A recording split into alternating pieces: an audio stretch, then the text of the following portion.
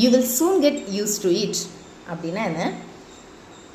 ஒரு செயல் வந்து நமக்கு இப்போ கொஞ்சம் புதுசாக இருக்கும். ஸோ புதுசாக அந்த விஷயத்த பண்ணும்போது நம்ம அது கூட வந்து அக்செப்ட் பண்ணி போகிற வந்து ரொம்ப கஷ்டமாக நம்ம ஃபீல் பண்ணுவோம் இல்லையா? ஸோ அந்த மாதிரி இல்லை, எனக்கு வந்து ரொம்ப அன்ஈஸியாக நான் ஃபீல் பண்ணுறேன், அன்கம்ஃபர்ட்டாக இருக்குது அப்படின்னு சொல்லும்போது என்ன சொல்லுவாங்க?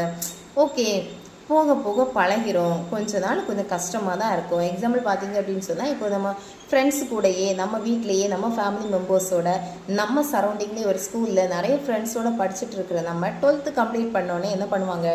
டிஸ்டன்ஸில் வந்து என்ன பண்ணுவாங்க? ஸ்டே பண்ணுவாங்க இல்லையா? ஸோ ஹாஸ்டல் அப்படிங்கிறப்ப எந்த வகையிலுமே அது நம்மளுடைய வீடு மாதிரி இருக்க போகிறது இல்லை. ஸோ அந்த டைமில் அங்கே இருக்கக்கூடிய அட்மாஸ்பியர், ஃப்ரெண்ட்ஸாக இருக்கலாம், ஃபுட்டாக இருக்கலாம், so whatever maybe we feel some difficult. Okay, so அந்த இடத்துல நம்ம என்ன சொல்லுவோம்? எனக்கு எதுவுமே ஒத்துக்கலைப்பா, சாப்பாடும் ஒத்துக்கலை, அந்த பிளேஸ் கிளைமேட்டாக இருக்கலாம், எதுவுமே ஒத்துக்கலை, எனக்கு ஃப்ரெண்ட்ஸ் எல்லாம் எதுவுமே எனக்கு பிடிக்கலை, அந்த மாதிரி நம்ம ஃபீல் பண்ணும்போது என்ன சொல்லுவாங்க? Okay, let it be so.